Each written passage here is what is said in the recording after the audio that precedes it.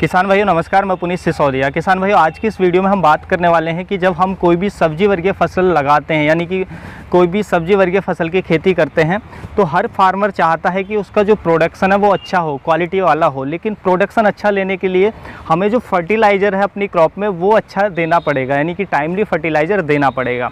तो देखिए, आज की इस वीडियो में मैं आपको बताने वाला हूँ कि हम अपनी फसलों के अंदर कोई भी आप फसल लगाते हैं, चाहे आप मिर्च की खेती करते हैं, शिमला मिर्च की खेती करते हैं, टमाटर आपने लगाया, गोभी आपने लगाया, सीरियल क्रॉप आपने लगाई है, कोई भी आप खेती करते हैं, किसी भी फसल की खेती करते हैं, तो देखिए जो फर्टिगेशन है या जो फर्टिलाइज़र आप डालने वाले हैं उसके अंदर जो मैं आपको बताने वाला हूँ उस तरीके से यदि आप डालते हैं, जो बेस्ट वैज्ञानिक तरीका है फर्टिलाइज़र डालने का किसी भी फसल के अंदर, वो जो मैं आपको बताने वाला हूँ वो है, तो उससे आप जो प्रोडक्शन है वो डेफिनेटली जो अनडाउटली जो आपका प्रोडक्शन है वो बहुत अच्छा होने वाला है, बेहतरीन होने वाला है। और जो आपकी फसलों के अंदर जो डिजीज़ हैं, रोग हैं, वो भी कम आएंगे और इंसेक्ट भी कम लगेंगे, क्योंकि जब हम फर्टिलाइज़र प्रॉपर तरीके से अपनी फसलों के अंदर देते हैं तो उससे क्या होता है, जब फर्टिलाइज़र प्रॉपर तरीके से फसलों में मिलते हैं तो फसल हेल्दी होती है, उसकी इम्यूनिटी अच्छी होती है, जिससे कीट व रोग भी कम आते हैं और जो प्रोडक्शन है वो भी हमें अच्छा मिलता है। तो देखिए, सबसे पहले मैं आपको बता देता हूँ जिस फील्ड में मैं खड़ा हुआ हूँ अभी, हमने इसमें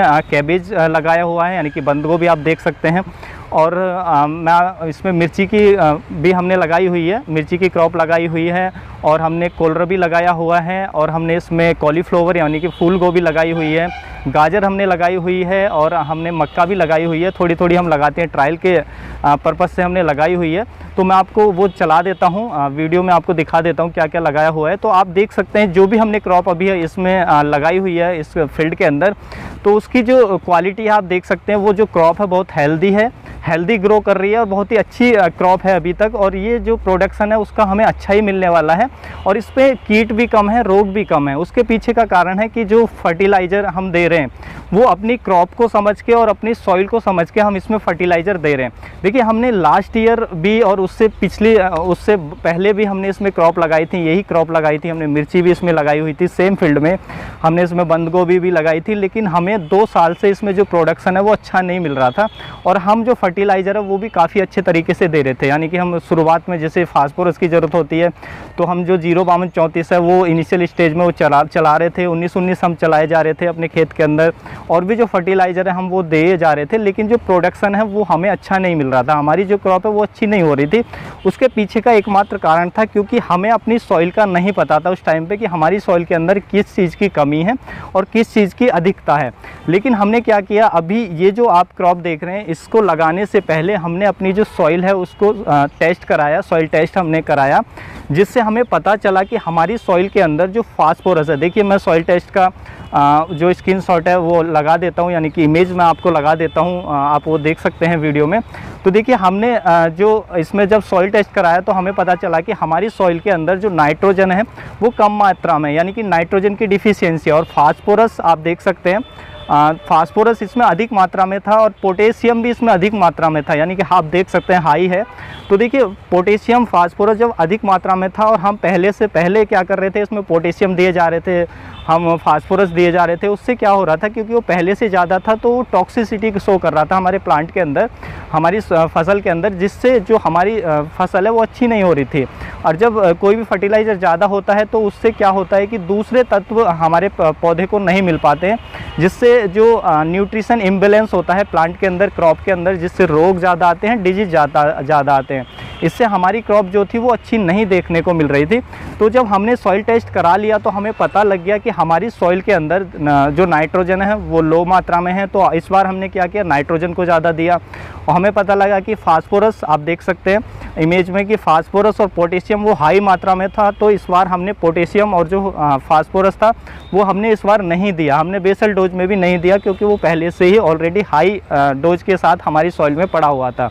हमें पता लगा था कि इसमें सल्फ़र की डिफिशियंसी, यानी कि सल्फ़र आप देख सकते हैं लो है, तो हमने सल्फ़र दिया, बोरोन लो था तो बोरोन इस बार दिया। तो जिससे जो, क्योंकि हमने जो भी हमारी सॉइल के अंदर जिस तत्व की कमी थी वो हमने दिया फसल को, तो इससे क्या हुआ कि हमारी जो फसल है उसको बैलेंस मात्रा में जो न्यूट्रिशन है, फर्टिलाइज़र है वो मिला, जिससे हमारी जो फसल है आप देख सकते हैं वो अच्छी है और उसमें कोई भी डिजीज़ नहीं है, कोई भी इंसेक्ट नहीं है।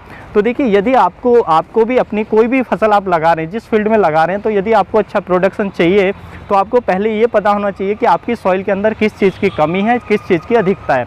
वो केवल आप पता लगा सकते हैं सॉइल टेस्ट के माध्यम से। तो एक बार अपनी सॉइल टेस्टिंग ज़रूर कराएं, और सॉइल टेस्टिंग आप 2 साल में 3 साल में एक बार करा लेंगे, कोई दिक्कत नहीं है। और उसका जो एक्सपेंस है, यानी कि सॉइल टेस्टिंग का जो खर्चा है, वो भी ज़्यादा नहीं आता है। मात्र 300-400 रुपये में या 200-250 रुपये में ही हो जाता है। यदि कोई अच्छी सरकारी संस्थान में आप कराते हैं, आप पूसा संस्थान से करा सकते हैं। यदि आप प्राइवेट में कराना चाहते हैं तो वहाँ भी आपको 500-600 रुपये में या 800 रुपये तक आपका हो जाता है। तो सॉइल टेस्ट आप ज़रूर कराएं साल में एक बार। देखिए, सॉइल टेस्ट कराने से हमें क्या बेनिफिट हुआ, एक तो देखिए हमारा जो फर्टिलाइज़र है उस पर जो पैसा हम बेवजह खर्च कर रहे थे, क्योंकि हमें पहले नहीं पता था कि हमें क्या देना है। तो हम 0-32 हम दिए जा रहे थे, जो NPK 0-32 आता है या NPK 19-19 आता है, उसको हम दिए जा रहे थे टाइम पे। तो उससे हमारा जो खर्चा था वो तो ज़्यादा हो रहा था फर्टिलाइज़र पर, लेकिन आउटपुट नहीं निकल रहा। इनपुट ज़्यादा था लेकिन उससे आउटपुट नहीं निकल रहा था, यानी कि उससे कोई प्रोडक्शन नहीं हो रहा था, लाभ नहीं हो रहा था। उसकी वजह ये थी क्योंकि पोटेशियम और फास्फोरस पहले ही ज़्यादा हमारी सॉइल के अंदर पड़ा हुआ था। तो लेकिन जैसे ही हमने सॉइल टेस्ट कराया, हमने कोई एक मल्टीप्लेक्स कंपनी से ये सॉइल टेस्टिंग कराई थी। आप किसी भी प्राइवेट कंपनी से करा सकते हैं या किसी सरकारी संस्थान में आप करा सकते हैं अच्छी। तो उसमें हमारा लगभग 800-900 रुपये में सॉइल टेस्टिंग हुआ था, जो उन्होंने डिटेल में हमें बता दिया था कि इसमें पोटेशियम की अधिकता है, फास्फोरस की अधिकता है, सल्फ़र इसके अंदर कम है, और इसके अंदर जो बोरोन है वो कम है, जिंक मीडियम मात्रा में था। तो इस बार जो चीज़ें कम थी हमने उनको अप्लाई किया, उनको अपने खेत में दिया, जिससे जो हमारा जो क्रॉप है वो हेल्दी है, क्योंकि हम वही पोषक तत्व दे रहे हैं जो हमारी सॉइल के अंदर कम है, और जो अधिक है उसको हम नहीं दे रहे हैं। इससे जो न्यूट्रिशन हमारी सॉइल को मिल रहा है, हमारे प्लांट को मिल रहा है, क्रॉप को मिल रहा है, वो बैलेंस मात्रा में मिल रहा है, जिससे जो क्रॉप है आप देख सकते हैं बहुत ही हेल्दी ग्रो कर रही है, और इसका जो प्रोडक्शन है वो बहुत अच्छा मिलने वाला है। तो आपको यदि किसी भी फसल में आप ये चाहते हैं कि हमें अच्छा प्रोडक्शन चाहिए तो सॉइल टेस्ट ज़रूरी है। तो उम्मीद है किसान भाइयों, जो आज की जानकारी है आप अच्छे से समझ पाए होंगे, और बिना सॉइल टेस्टिंग के आप जो फर्टिलाइज़र शेड्यूल है वो नहीं बना सकते हैं।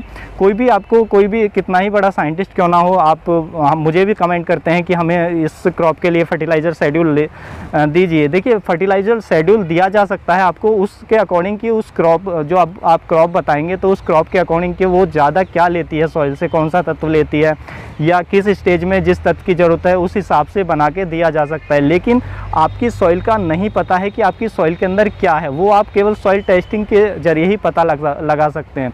तो यदि आपको परफेक्ट जो फर्टिलाइजर शेड्यूल बनाना है किसी भी क्रॉप के लिए, और वो जो शेड्यूल आप बनाएंगे वो काम भी करेगा, उससे जो प्रोडक्शन है वो भी आपको बहुत अच्छा मिलेगा, कीटों पे जो खर्चा है वो बचेगा, रोगों पे खर्चा बचेगा, क्रॉप अच्छी होगी, प्रोडक्शन अच्छा होगा, तो वो होगा केवल सॉइल टेस्टिंग से। तो सॉइल टेस्टिंग ज़रूर कराएं। तो उम्मीद है किसान भाइयों, जो आज की जानकारी आपको अच्छी लगी होगी। जानकारी अच्छी लगी तो वीडियो को लाइक कीजिएगा, ज़्यादा से ज़्यादा फार्मर के साथ इसे शेयर कीजिएगा ताकि उन तक भी जानकारी पहुँच सके। मिलूँगा आपको एक और नई वीडियो में नई जानकारी के साथ। अपना बहुत बहुत ख्याल रखिएगा। धन्यवाद।